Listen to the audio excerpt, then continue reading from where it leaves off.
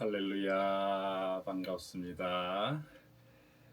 2026년도 경희대학교 글로벌 교회 4월 26일 주일 예배를 시작하겠습니다. 우리 다 함께 찬송가 1장 드리겠습니다. 찬송가 1장. 만복의 근원 하나님, 온 백성 찬송 드리고, 저 천사여 찬송하세. 찬송 성부 성자 성령. 아멘.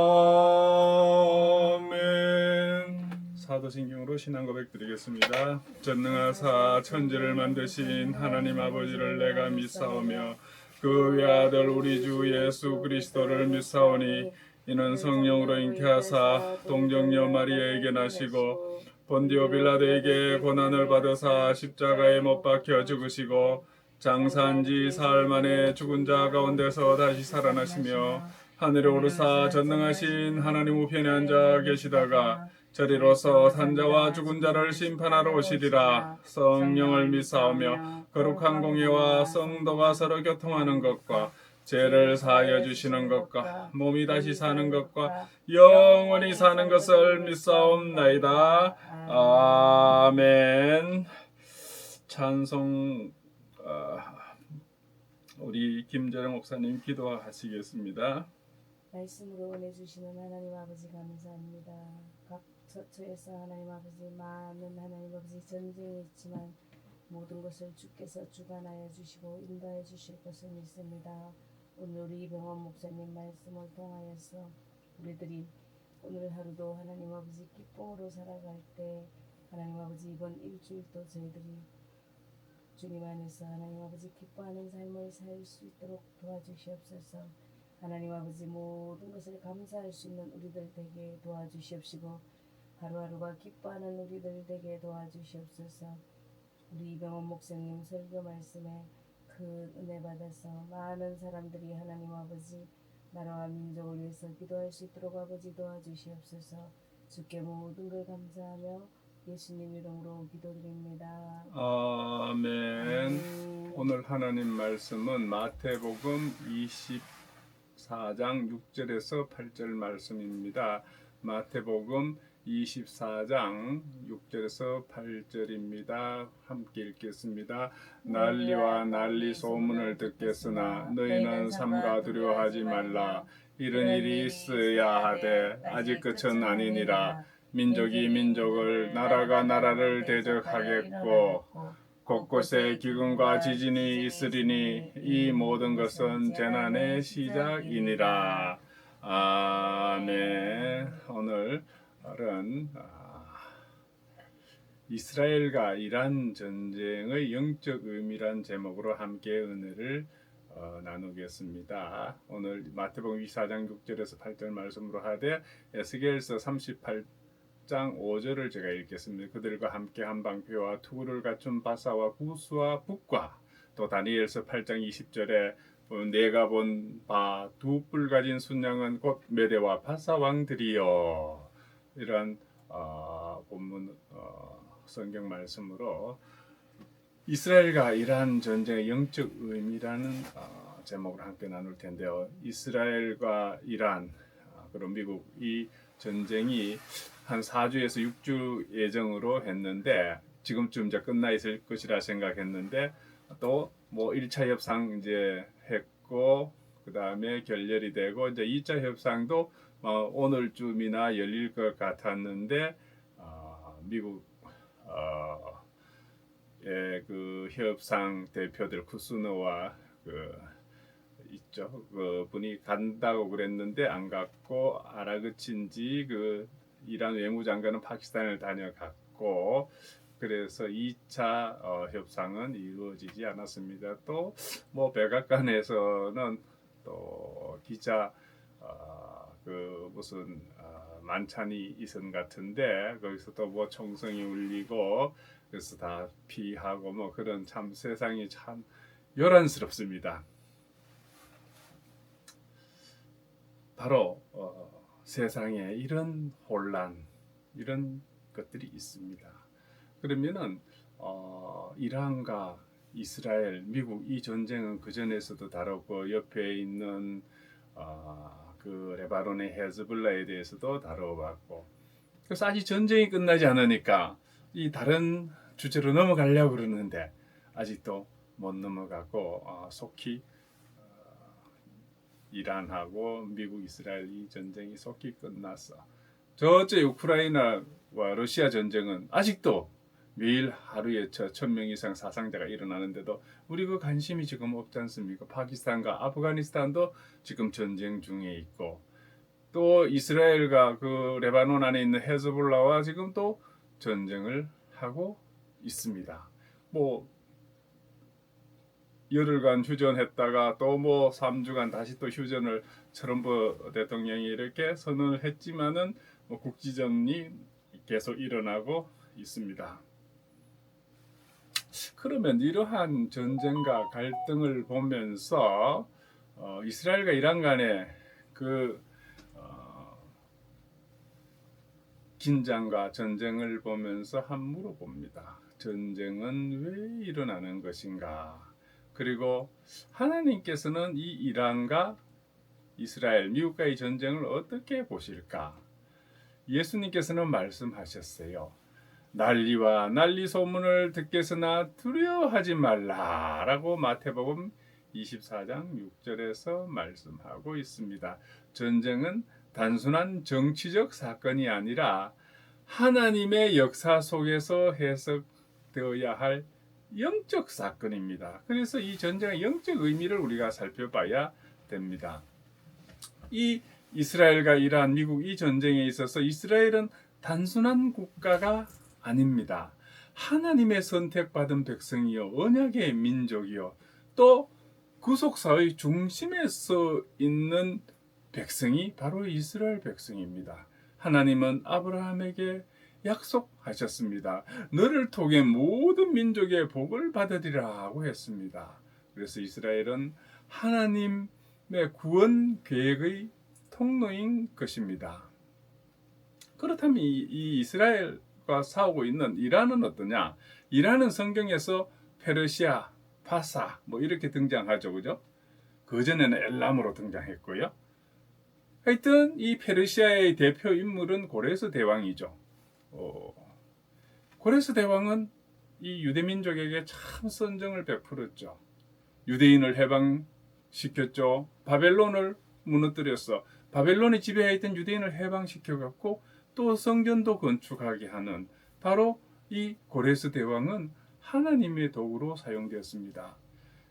다윗 왕, 솔로몬 왕한테도 기름 부은 자, 내 사랑한 자 이렇게 크게 하나님께서 크게 세웠지만은 고레스 대왕보다 더 높게는 안 세웠거든요. 그 고레스 대왕은 뭐 어떻게 토라 한 군데 읽었습니까? 그런데도 하나님의 도구로 쓰였습니다. 즉 이란은 원래 이스라엘 돕는 역할을 했던 나라인 것입니다. 그러면 오늘날의 갈등은 왜 생겼냐?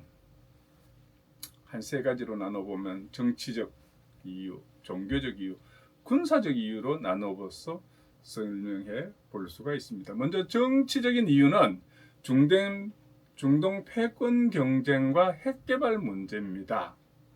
중동 패권, 핵개발. 이란이 원래 핵개발하는 나라가 아니었어요. 1979년 그 이슬람 혁명하고 호메이니 이후부터 이런 문제가 생긴 겁니다. 그다음 종교적 이유는 이 유대교와 이슬람교, 특히 이슬람교 중에서도 시아파 간의 갈등인 것입니다. 서로 반목하고 있죠. 그다음 세 번째 군사적인 이유는 이란의 그 반이스라엘 정책으로 주변 무장 세력인 이 하마스, 헤즈볼라, 후티 반군과 이라크 민병대를 이란이 지원해서 이스라엘을 공격하고 있는 것입니다. 그런데 이란은 세계 석유를 세 번째로 많이 생산하는 나라예요. 그런데 국민소득 보면은 옆에 사우디나 카타르나 쿠웨이트 다 잘 사는데 이란은 국민소득 1인당 5천 불밖에 안 돼요. 그 많은 그 석유 대금을 어디다 쓰냐? 바로 후티, 하마스, 헤즈볼라, 이라크 민병대에 돈을 다 쓰는 거예요. 그리고 나머지 돈도 국민한테 가야 될 거를 뭐 혁명 수비대라 그러나요? 그거 있죠. 그 혁명 수비대가 다 장악하고 자기들 잘 먹고 잘 하니까는 국민들은 잘 살 수가 없는 것입니다. 그리고 막대한 이 자금을 혁명 수비대가 다 사용해. 자기들은 잘 먹고 잘 살지 모르지만은 이란 국민들은 아주 어렵습니다. 그러다 보니까 1월 달입니까? 데모를 했잖아요. 그래서 데모에서 이란에서는 한 3, 4천 명 죽었다고 공식 발표하는데, 아니 국민이 데모하는데 4만에서 한 6만까지 사망했다는 보고도 있지 않습니까? 이렇게 자기 국민을 죽이는 이런 군대가 어디 있습니까? 혁명수비대, 민병대가 자기 국민들을 사 죽이면 안 되죠. 그 4만에서 6만 죽었다는데 어떻게 그 혁명 정부가 있을 수 있는 것입니까? 그리고 최근에는 8명의 그 여성을 데모에다 사형시킨다 그러니까는 트럼프 대통령이 X에다가 그 선량한 그 여성들을 사형시키지 말라고.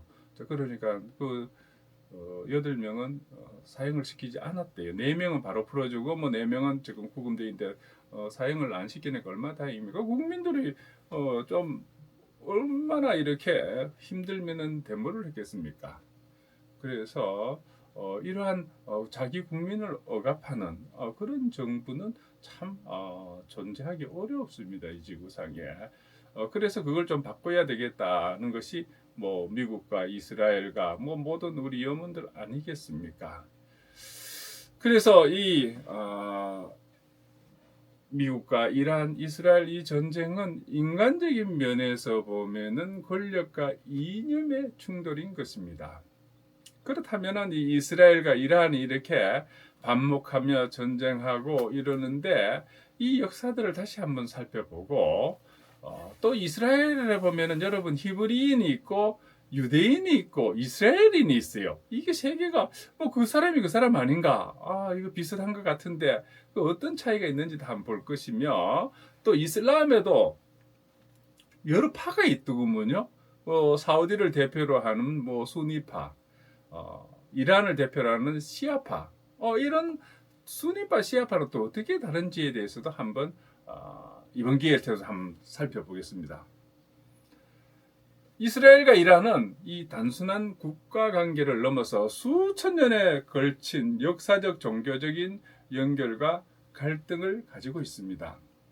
이스라엘은 성경 중심의 민족이죠. 이란은 고대 페르시아 제국의 후예인 것입니다.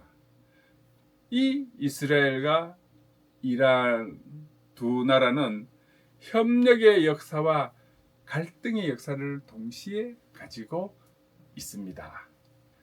그러면 고대 히브리 민족인 이스라엘의 기원에 대해서 보면은 이스라엘의 시작은 바로 아브라함에서 출발합니다. 저 메소포타미아 땅에서 이 가나안으로 이동해오는 여기서 하나님의 언약이 시작이 됩니다. 그 후에 모세가 출애굽을 하고 또 다윗이 왕국을 확립합니다.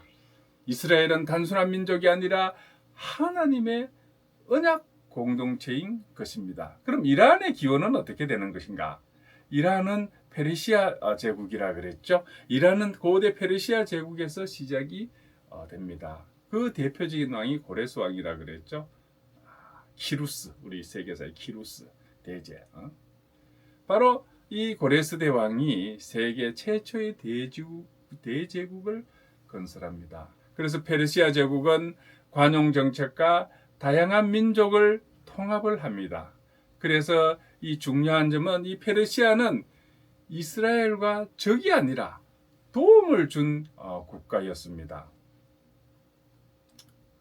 그래서 바벨론, 포로와 페르시아의 역할을 보면요, 이스라엘은 바벨론에 의해서 멸망당합니다.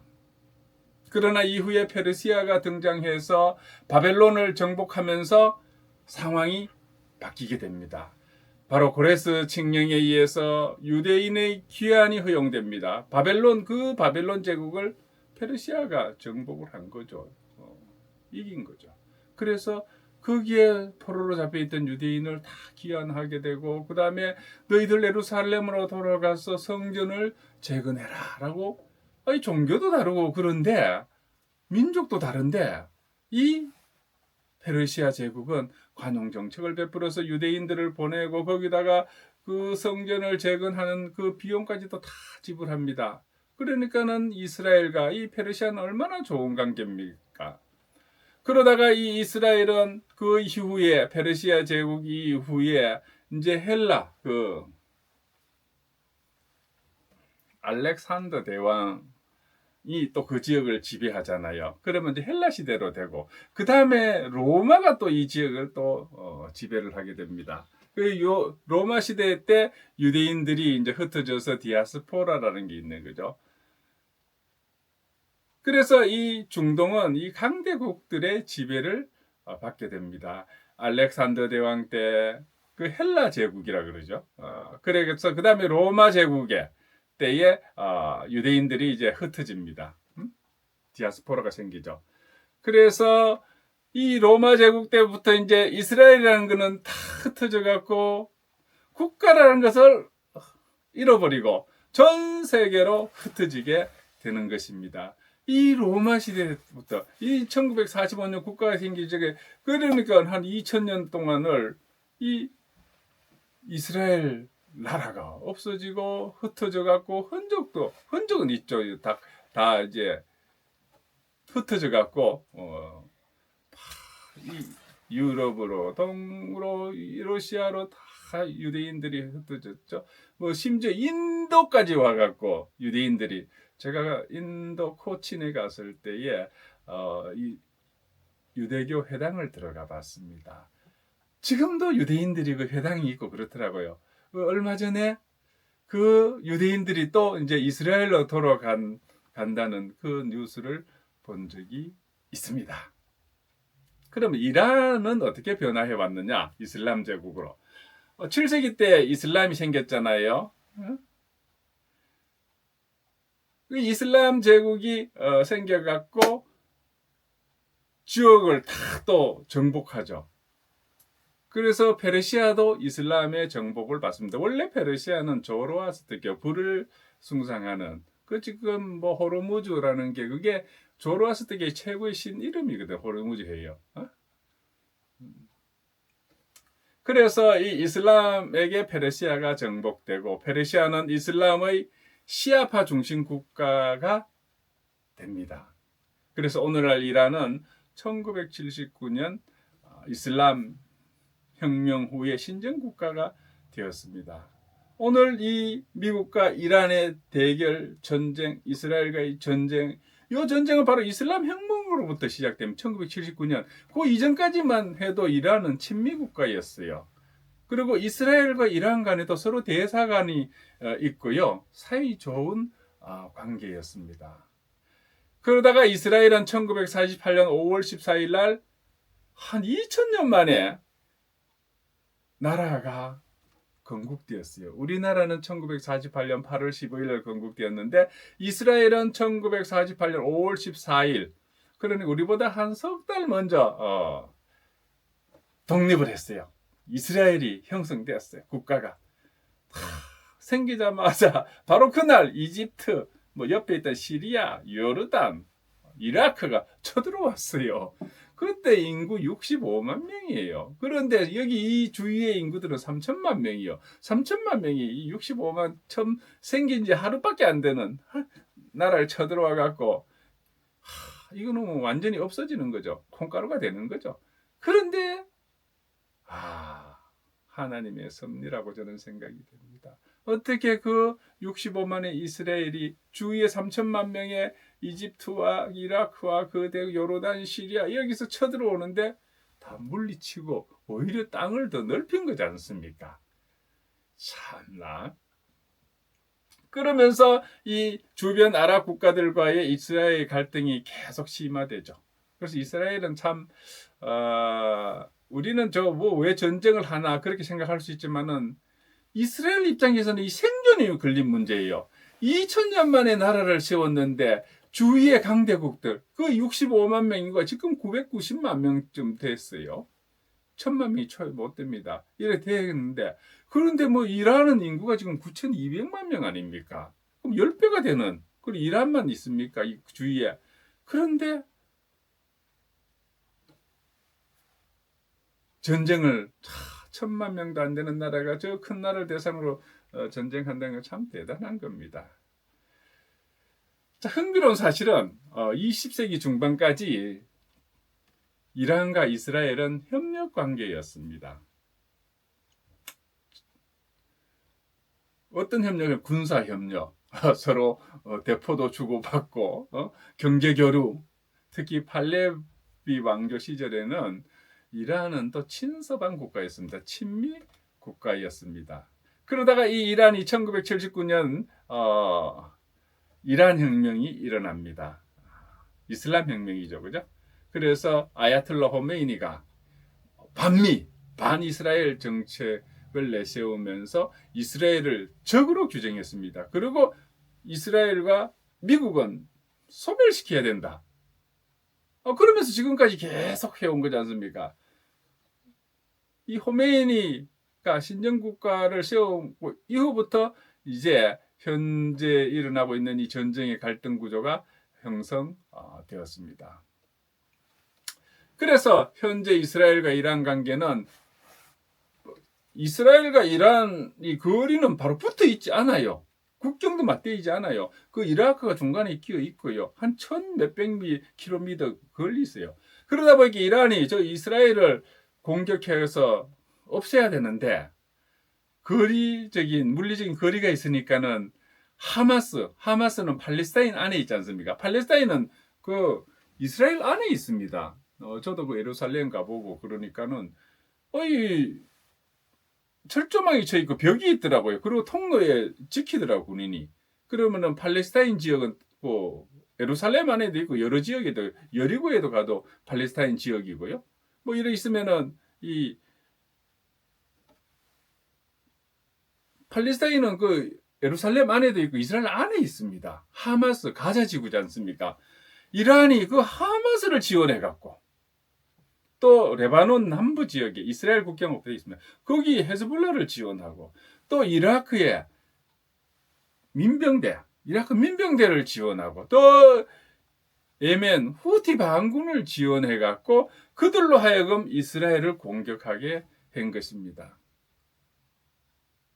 거기다가 이란이 왜 또 핵을 고집합니까? 만약에 이란이 핵을 가지게 되면은 이스라엘과 미국을 공격하겠다는 그걸 명시적으로 적이라고 하지 않습니까? 그래서 트럼프 대통령이 이란을 먼저 공격을 했습니다. 왜냐? 가만히 있으면 이란이 저렇게 핵무기 개발하고 먼저 미국과 이스라엘을 공격해 오기 때문에. 그리고 그 전 대통령 오바마 때 뭐 협약을 맺었는데 보니까는 2030년 되면 이제 마음대로 이란이 핵무기를 만들 수 있게 돼 있더라고요. 그러니까 트럼프 대통령께서 지난번 1기 때 그 협정 무효 탈퇴를 해버렸어요. 안 그러면은 저 사람들이 핵무기 만드는 이유가 뻔한데 이스라엘과 미국을 겨냥해서 개발하는데 그런데 거기 협약과는 달리 그 우라늄 농축을 60%까지 했다지 않습니까? 그게 450kg이 있다는 거예요. 그러니까 저거를 갖고 어떻게 미국과 이스라엘 또 사실 유럽도 그 이스라엘의 그 2-3천 킬로 내에 다 안에 들어가거든요. 미사일이나 핵무기 안에. 그러면은 이게 세계에 저 핵무기를 갖게 되면은 세계 깡패가 된다. 그래서 이스라엘과 미국은 특히 이스라엘은 자기 생존 문제입니다. 그래서 저렇게 공격을 한 거죠. 또 우리 북한을 반면교사하는 거죠. 북한은 어쩌다 보니까는 핵무기를 개발해버렸어요. 그래서 지금 앞으로 트럼프 대 어떻게 할지는 모르겠지만은 저거 이제 우리 세대에서 저거를 팩을 못 만들게 했었어야 되는데 어찌 됐거나 저걸 다 만들게 했잖아요. 돈도 대주고 뭐 그래갖고 그러면 저거 우리 후손들은 이제 평생 핵무기를 이마에 쥐고 살아가야 되는 거거든요. 그래서 지금 미국과 이스라엘과 이란 간의 이 전쟁은 이스라엘 입장에 보면은 생존과 안보가 걸린 문제입니다. 이 이란의 영향력이 확대가 되면은요, 이스라엘과 그 이웃 중동 국가들은 모두 이 이란한테 꼼짝 못하게 됩니다. 안 그래 지금도 이란이 이스라엘과 미국이 공격했는데 막 아랍에미레이트, 사우디, 카타르, 뭐 쿠웨이트 막 여기다가 공격을 하지 않습니까? 그런데 사우디하고 에미레이트하고 이 카타르, 쿠웨이트는 직접 이란에 대적을 못 하더라고요. 왜냐하면은 인구 9,200만 명의 대국이거든요. 그러니까는 저또 무기도 많거든요. 저 언제 바로 싸우기에는 그러니까는 일단 이스라엘과 미국이 주로 공격을 하고 그 아랍에미레이트라든가 사우디는 말로는 싸우겠다 그러는데 직접 행동으로까지는 바로 드러나지가 않는 것 같더라고요. 자, 그러면은 이 이스라엘과 이란의 그 역사적 흐름을 한번 요약을 해보면은 초기에는 이 페르시아 제국과 이 이스라엘은 협력 시대였습니다. 그 다음 중세로 와서는 이제 이슬람 제국이 서기 7세기 620년에도 생기지 않습니까? 그때 이제 이슬람이 이제 막 팽창을 하면서 그래도 협력 시대입니다. 팔레비 왕조까지도. 그래서 현대에 들어와서 1979년 이슬람 혁명이 생기고 난 다음부터 이제 갈등이 생긴 거죠. 그래서 이스라엘과 이란은 원래 협력적인 관계였지만은 현대 정치 종교 변화로 인해서 적대 관계로 전환이 되었습니다. 우리도 이스라엘 사람, 유대인, 히브리 그 같은 것 같은데 왜 그 단어 차이가 뭘까? 히브리인 그러면은 저 애굽 이집트에서 노예 생활을 하던 그 유대인 같고 유대인은 뭐고 이스라엘인은 뭐냐? 비슷하게 들리지만 역사나 종교나 민족 그 국가 개념에 있어서는 좀 차이가 있습니다. 먼저 히브리인에 대해서 보겠습니다. 히브리인은 고대 민족 역사적 용어인데 이 히브리인은 성경에서 처음 등장하는 가장 오래된 명칭으로 그 대표적인 인물이 아브라함입니다. 바로 아브라함이 저 메소포타미아 지방에서 가나안으로 이동해오는 그 유목민족이죠. 그래서 히브리인이라는 그 의미는 강을 건너온 사람, 에브르에서 강을 건너온 사람, 에브르에서 유래합니다. 이 히브리인의 특징은 아직 그 유대교나 이스라엘 국가 개념 이전 단계의 그 민족적, 혈통적 초기 단계를 히브리인이라고 그럽니다. 그래서 히브리인은 유대인과 이스라엘인의 조상 개념입니다. 그렇게 히브리인이 유대인과 이스라엘의 조상인 개념이고, 그다음 이스라엘인은 뭐냐? 바로 이거는 성경 속의 민족 국가 공동체입니다. 바로 그 이스라엘이란 이름의 유래는 야곱이 이스라엘로 되는 거죠. 그죠? 그게 바로 이스라엘입니다. 바로 이스라엘의 자손이라는 뜻입니다. 그래서 이스라엘의 구성은 12지파, 유다의 레위 지파도 있죠. 이 12지파가 바로 이스라엘입니다. 그래서 이스라엘인의 역사는 모세가 출애굽을 하고 또 다윗과 솔로몬 왕이 왕국을 형성한 것인데 그 특징은 종교에다가 민족 거기다가 정치 공동체인 것입니다. 이후 이제 이 이스라엘이 북이스라엘과 남유다로 나눠지죠. 솔로몬 왕 이후에. 그래서 정리하면은 이스라엘인은 히브리인의 후손으로 형성된 민족 국가 공동체인 것입니다. 그러면 유대인은 뭐냐? 주이시 그러죠. 주스. 이 유대인의 핵심 개념은 종교에다가 민족 정체성이 플러스된 겁니다. 그 유래는 유대인은 그 12집 이스라엘에 12지파가 있었다 그랬지 않습니까? 그 중에서도 유다 지파, 남유다 있죠. 남유다. 그 유다 지파가 바로 유대인입니다. 그래 유대인이라 그럽니다. 이 역사는 바벨론 포로 후에 정체성이 강화됩니다. 특징은 유대교 신앙 중심으로 전 세계에 흩어진 디아스포라가 됩니다. 이미 이때도 디아스포라가 이게 바벨론 그 느부갓네살 왕 때 많이 잡혀갑니다. 뭐 70만 명 잡혀가고. 그래서 유대인의 범위에는 그 혈통, 그 유대민족 플러스 유대교 신자, 종교를 유대교로 믿는 신자, 거기다가 유대 전통을 지키는 문화, 이게 플러스 된 것입니다. 그래서 유대인을 정리해 보면은 유대인이라는 것은 종교, 문화 중심의 민족 공동체로 오늘날까지 지속되고 있습니다. 아까 이스라엘인이라 했었는데 이스라엘은 그때 이스라엘이 있고 현재 또 이스라엘이 있어요. 이스라엘은 두 가지로 있습니다. 고대 이스라엘인가 현대 이스라엘. 현대 이스라엘인의 핵심 개념은 현재 이스라엘이라는 나라가 1948년 5월 14일 건국되었잖아요. 그 국가 개념의 국가인 것입니다. 이스라엘이 건국되고 그 이스라엘 국적을 가진 사람이 현대의 이스라엘인입니다.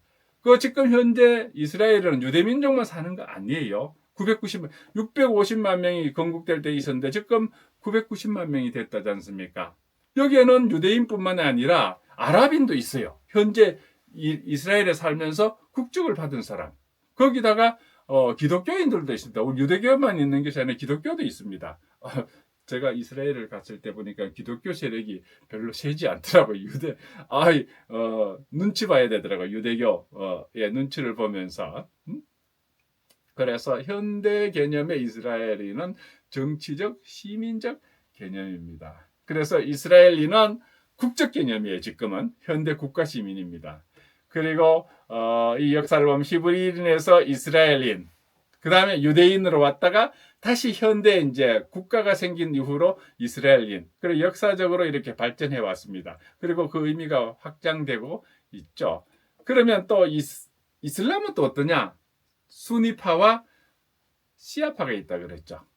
이 수니파와 시아파는 이 지도자 계승 문제에서 시작된 분파입니다. 오늘까지 신학, 전통, 정치에서 그 차이를 보이게 되는데요. 이 분열의 시작은 어떠냐 하면은 7세기에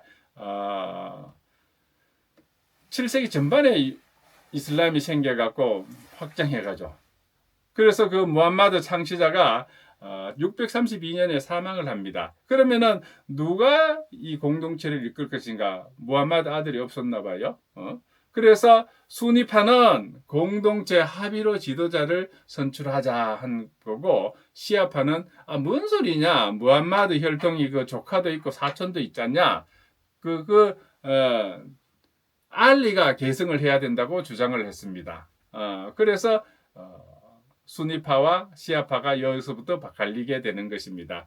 원래 처음은 정치적 계승 문제, 누가 계승을 해야 되는지에서 문제가 발단해서 지금은 신학적 차이로 확대되었습니다. 그래서 수니파는 그 의미를 보면 순나라고 그래서 순나라는 관습이라는 뜻입니다. 그 순나, 관습을 따르는 사람들을 수니파라고 합니다.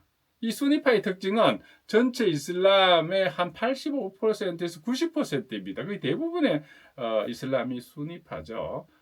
지도자를 칼리프라고 그럽니다. 정치 지도자 개념이죠. 그래서 이 수니파는 공동체 합의를 중시하고 종교 지도자는 절대적 권위가 없습니다. 없어요. 그 수니파의 대표적인 국가로 사우디 아라비아, 튀르키예, 이집트 등이 바로 이 대표적인 수니파의 국가인 것입니다. 그럼 시아파는 어떠냐? 이 시아파란 말은 알리의 당. 아까 그 아들은 없지만 무함마드 죽으면서 아들은 없지만 사촌 조카가 있잖아요. 그래서 그 알리의 당이란 뜻입니다. 시아파는.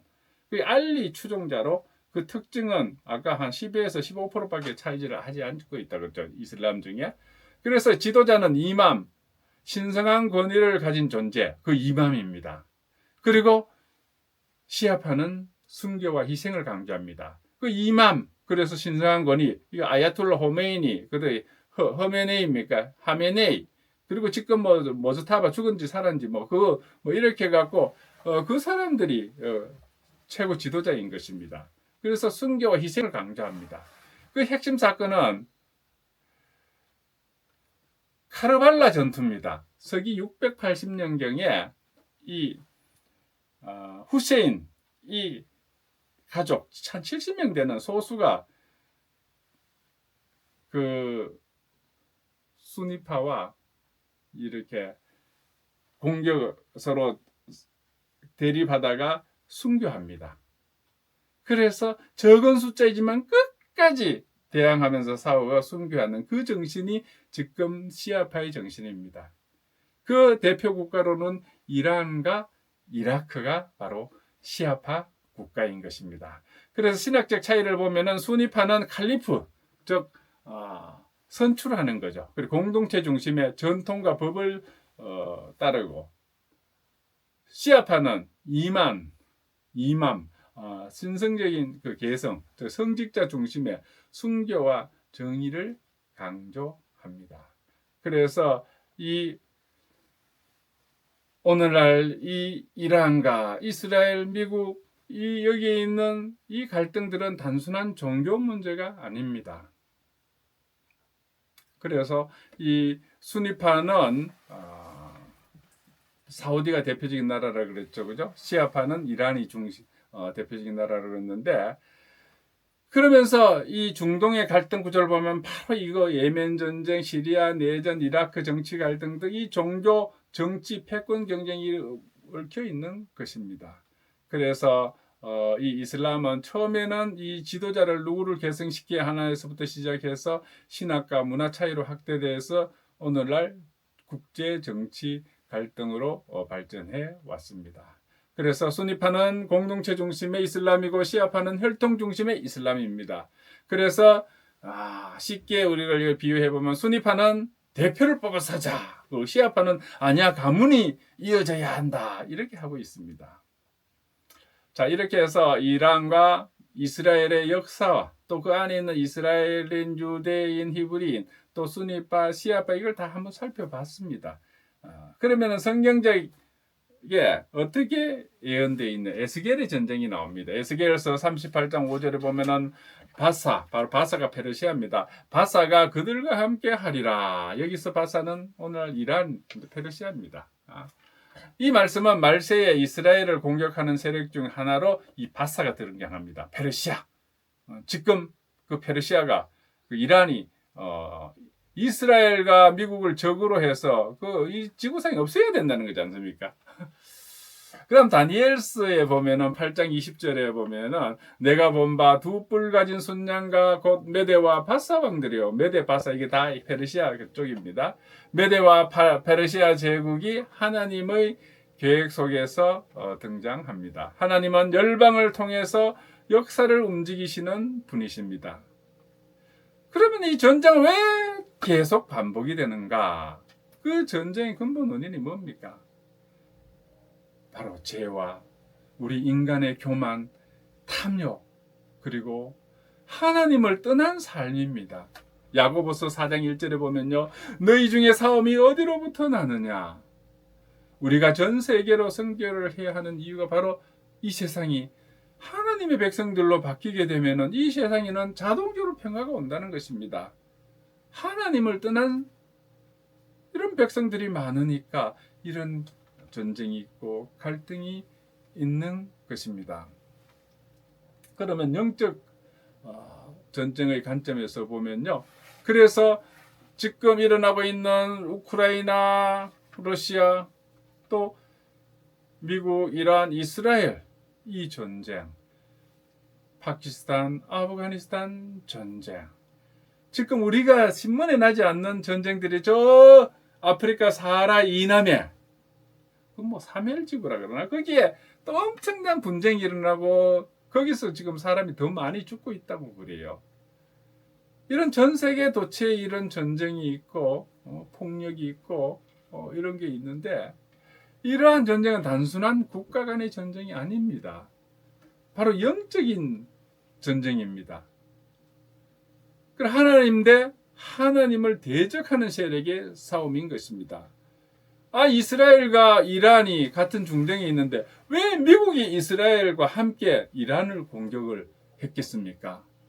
이는 빛과 어둠 간의 전쟁인 것입니다. 트럼프가 막 이렇게 천방지축으로 되는 것 같지만은 저거 영적 눈으로 보지 않으면은 진짜 또라이처럼 보입니다. 그러나 지나고 보고 가만히 하시는 말씀 보면은 영적 눈으로 보면은 참 해안이 있고 결단력 있고 지금 미국 대통령 47년 동안 해야 될 일을 트럼프가 이렇게 해야 되는 영광을 받았다지 않습니까?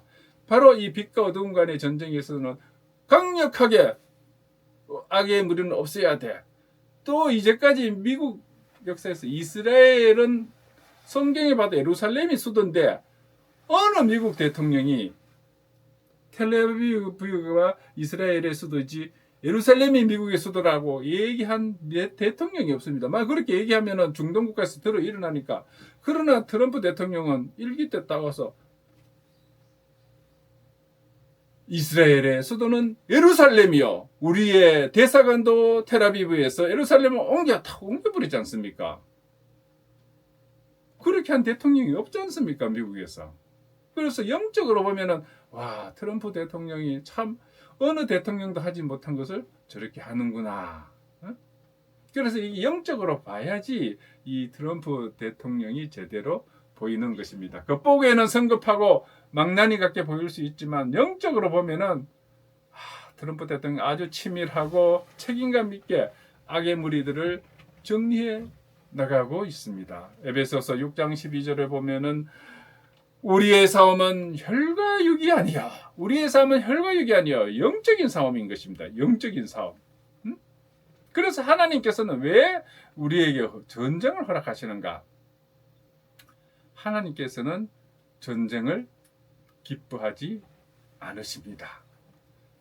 전쟁을 좋아하지 않습니다. 그러나 전쟁을 허락하십니다.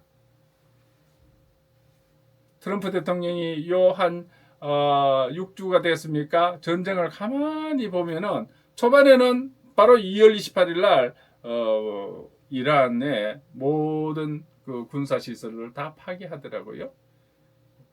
그렇게 무지막지하게 막 공격하는 것 같았지만은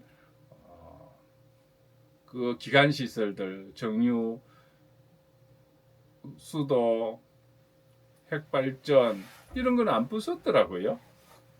그리고 2주간 휴전을 하고 그리고 바로 공격할 것 같았는데 이란이 협상에 나오도록 기다리겠다 그러지 않습니까?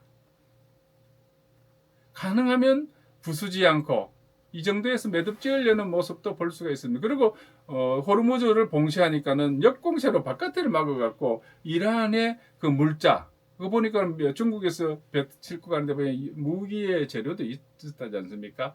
오히려 막아서 이란이 그 석유 수출을 못하게 하고 또 필요한 물자를 못 들여오게 하니까는 아마 좋은 표현인지 모르겠는데 도간의 던지처럼 미국은 봉쇄를 해 있단 말이에요. 그래서 어떻게 하든지 이란은 핵무기를 갖지 말라는 거예요. 이란이 핵무기를 갖게 되면은 온 세계가 시끄럽고 중동은 물론 유럽, 이스라엘, 미국까지도 위험해진다는 것입니다. 이 너희들이 이 핵무기만 안 가진다면 모든 거 다 지금 동안 그 묶어놨던 자금도 다 주겠다는 거지 않습니까? 핵무기를 이란이 가진다고 가정해 봅시다. 그럼 미국, 이스라엘, 중동 국가들, 유럽까지도 큰 위협을 받습니다. 그래서 이런 미래 위험, 이미 이스라엘이 450kg에 60% 고농축 우려함을 갖고 있어요. 90% 되면 이제 핵무기가 되는 거거든요. 이거를 지금 여기서 스톱시키고 그걸 완전히 이란 밖으로 꺼내야 된다는 것입니다. 그래서 미래 위험을 트럼프 대통령은 지금 해결하겠다는 것입니다. 지금 어느 대통령도 그거 손대지 않았으니까 트럼프 대통령이 나서서 하는 것입니다. 그래서 하나님이 전쟁을 기뻐하시지 않는 이유는 전쟁은 심판이요, 전쟁은 경고이자 전쟁은 회개의 촉구인 것입니다. 이스라엘은 성경에 보면 반드시 회복이 됩니다. 로마서 11장 26절에 보면은 온 이스라엘이 구원을 받으리라 하고 있습니다. 온 이스라엘이 구원을 받으리라. 그래서 1948년 나라가 없어지고 흩어진 지 2000년이 지나서 1948년 5월 14일에 인구 65만 명의 이스라엘이 건국됐습니다. 그 기쁨의 촉배도 들지도 못한 채 주위에 있는 이슬람 국가 5개 나라가 쳐들어왔습니다. 그 나라 인구는 3천만 명이 넘었어요, 그 당시에. 이 건국한 날에 무슨 내 군대가 똑바로 있겠습니까? 무기가 똑바로 있겠습니까? 체계가 있겠습니까? 그런데 이 이집트, 이라크, 요르단, 시리아 등이 쳐들어오면은 당연히 이스라엘은 망했었어야죠. 그 다음에 또 여러 차례 6.1 전쟁, 3차, 4차 이렇게 중동 전쟁이 일어났지 않습니까? 그 가운데서 이 조그마한 나라가 그 주위의 강대국 사이에서 생존했단 말입니다. 그리고 오히려 땅들은 더 넓어졌어요. 그래서 지금 65만 명 인구가 990만 명이 돼서 어느 정도 컸다고는 하지만은 이 990, 우리가 지금 5천만 명인데 우리의 인구 5분의 1밖에 안 돼요. 그런 나라가 그 강대국들 사이에서 생존하려면 얼마나 힘들겠습니까? 그래서 이러한 어려운 가운데 이스라엘이 생존해 나가고 있다는 것을 보고, 이 이스라엘은 하나님의 도움 없이는 지금까지 생존할 수 없었습니다. 그래서 우리가 이스라엘을 볼 때는 좀 연민의 정이 있습니다. 그러면 이란은 또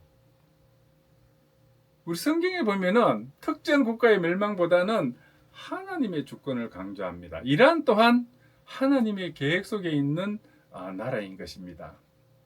마태복음 24장 6절에서 8절 오늘 그 말씀을 보면요, 난리와 난리 소문을 듣겠으나 너희는 상가 두려워하지 말라. 이런 일이 있어야 하되 아직은 끝이 아니니라. 민족이 민족을, 나라가 나라를 대적하여 일어나겠고 곳곳에 기근과 지진이 있으리니 이 모든 것은 재난의 시작이니라.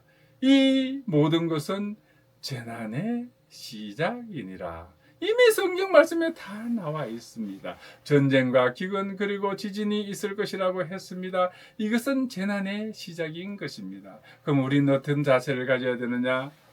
두려워하지 말라. 끼어 기도하라. 믿음을 지키라고 하고 있습니다. 두려워하지 말라. 끼어 기도하라. 믿음을 지키라고 하고 있습니다. 전쟁은 고통인 것입니다. 그러지만 복음의 기회이기도 합니다. 현재 이란에서 예수님을 믿겠다는 사람의 수가 급속도로 증가하고 있다는 보고를 최근에 보았습니다. 사랑하는 성도 여러분, 이스라엘과 이란의 갈등은 단순한 정치 문제가 아닙니다. 하나님의 큰 그림 속에서 한 일부인 것입니다. 우리는 기억해야 됩니다. 하나님은 역사의 주관자이시고 전쟁 속에서도 계획을 이루시는 분입니다. 결국 하나님의 나라가 완성되는 것입니다. 우리 그날을 위해서 기도하고 기대해야 되겠습니다. 다 함께 기도하겠습니다. 하나님 아버지, 전쟁과 혼란 속에서도 우리의 믿음을 지켜주시고 하나님의 뜻을 분별하게 하여 주시옵소서.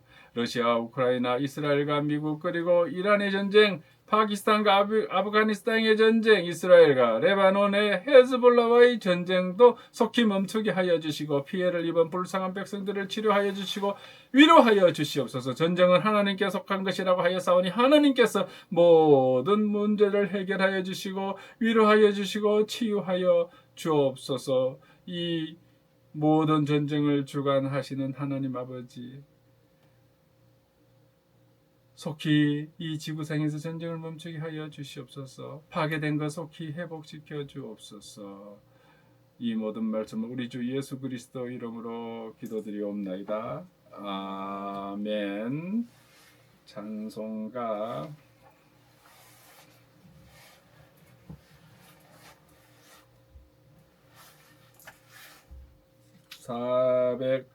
405장 주의 친절한 발에 옮기세. 찬송가 405장 드리겠습니다. 찬송가 405장.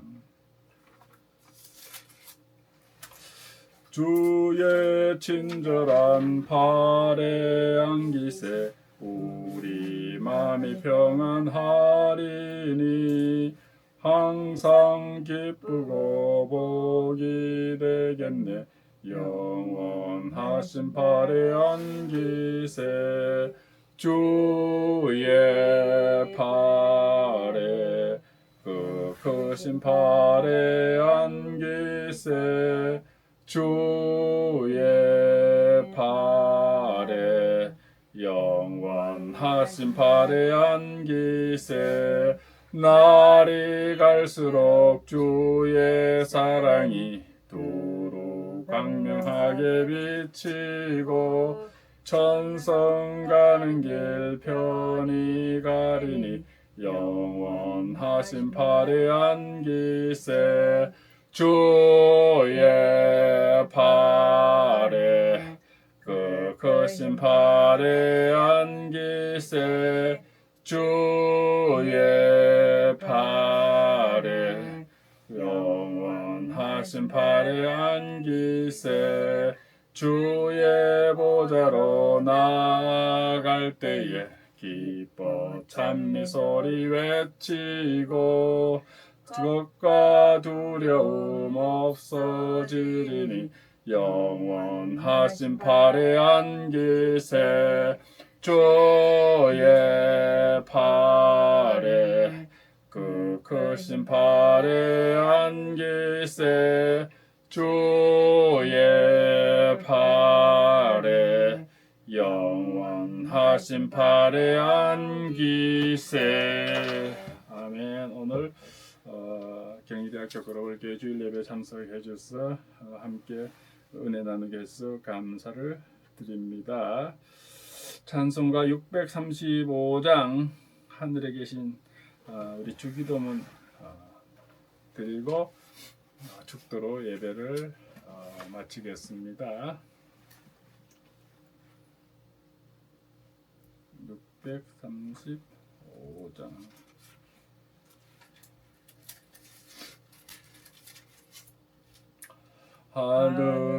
하늘에 계신 아버지 이런 거룩하사 주님 나라에 마시고 뜻이 이루어지리라. 일용할 양식 주시고 우리들의 큰 죄 다 용서하옵시고 또 시험에 들게 마시고 악에서 구원하소서.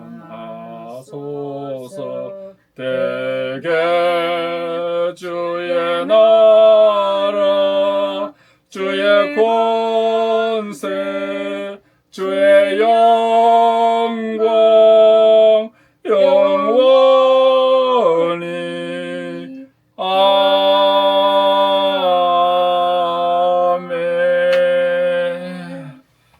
지금은 우리 주 예수 그리스도의 은혜와 하나님 아버지의 극진하신 사랑과 성령님의 감화감동 충만 교통하심의 역사가 오늘 경희대학교 글로벌교회 주일 예배에 참석하여 현재 이스라엘과 이란 또 미국과의 그 전쟁을 보면서 그 영적 의미를 깨닫고 우리가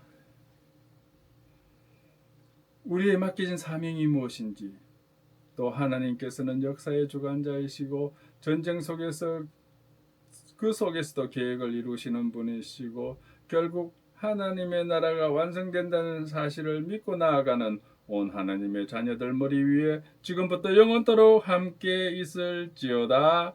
아멘. 하나님께 영광의 박수 올리겠습니다. 감사합니다.